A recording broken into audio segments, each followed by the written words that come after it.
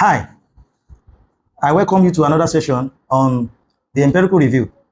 In this class, we only need to look at the importance of empirical review to your research. Why do we have to do the empirical review? Now, we said earlier that there are some disciplines or departments whose concentration on literature review is just on the empirical review. That is because perhaps they consider the empirical review the most important aspect of literature review.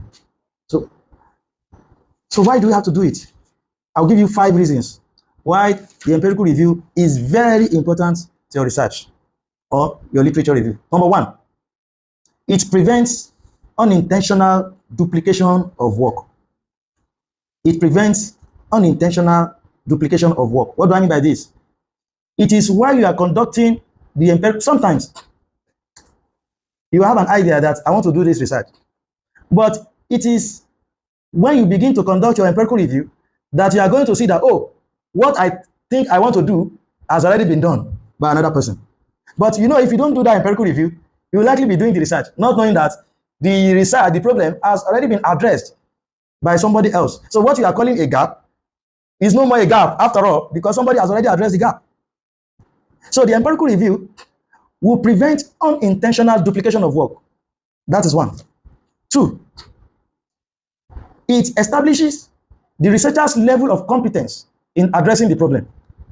Sometimes the problem you think you want to investigate, you may not have the required competence to address that matter until you know the state of scholarship in that area. You know what others have done. You know where they have stopped.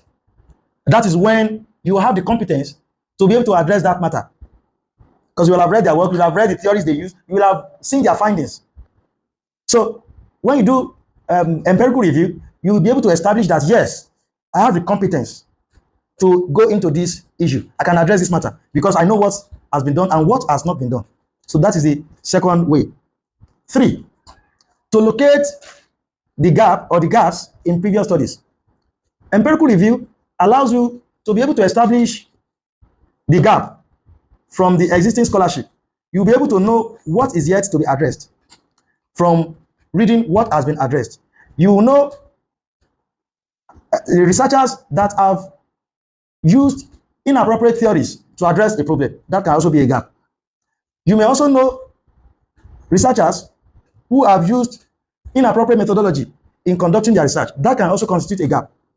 So doing an empirical review will give you the liberty to see the gaps, unaddressed issues from existing scholarship, because of course, you know, it is not possible for a single research to address everything about a matter. And this is why we usually have what we call scope or delimitation of the study. You delimit your study. You tell us that, okay, this is the area I want to cover. By saying that this is the area I want to cover, you are already suggesting that there are also other areas. Those other areas which you have not covered are gaps for future researchers. So it is when you conduct empirical review that you'll be able to see some of this. When you read other people's work, you understand. Sometimes they will even clearly mention it in their work that future researchers can look at these issues, because probably those issues have not been addressed in their work, because perhaps it is outside the scope of their own study. So conducting empirical review allows you to locate gaps in the existing scholarship. That's number 3. Number 4, it allows you to give a suitable background for your study. I said in the previous sessions that you cannot conduct your research in a vacuum. That your research will have to connect to existing scholarship in that field. So it is the empirical review that will now allow you to provide a background for your own current study, so that we know that, okay, this is the background, this is what others have done, and it is from this point that my own research will now take off. My research will have its own takeoff from this point where existing scholarship stops. Then the last one, number 5, empirical review allows you to justify the necessity for the current research. You know, you are not only identifying the gap in the previous studies in your empirical review, you also tell us why it is important for us or for you to fill the gap. Is it important? Because you have to tell us that without your own study, without your study, there will be a problem.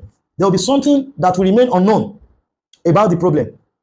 And that is why your own research is very important. because it is also a point, a section that you need to sell your research.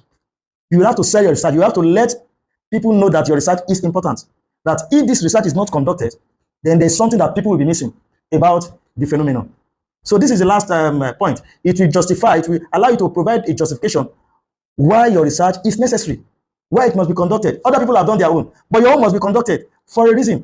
So under the empirical review, you let us know the reasons why this your research must be conducted. So these are some of the reasons why the empirical review is very important. And you can now see the reason why some disciplines don't normally do conceptual review and don't normally give importance to theoretical review, but there is no way they will not make you to conform to this or make you to conduct an empirical review. So you have to be very strategic about writing your literature review. Now, this takes us to the end of the third section on literature review. The other two, conceptual review and theoretical review, we have addressed them. So in our subsequent meetings, we will now begin to look at how do you actually conduct that review. You know, we have explained what literature review is. We have explained, we have the general understanding of what review is, general understanding of what theoretical review or conceptual review or empirical review is. We have also known what should be done and what should not be done in some of these sections. But now we will now begin to look at some practical aspects. How exactly do you conduct a review? Because what I've just done, what we have covered so far is theoretical in nature. We'll now be going to the practical aspect. How do you do it practically? Like some people will say, it is easier done. It is easier said than done. So what we have just done is easier said. That is the theory.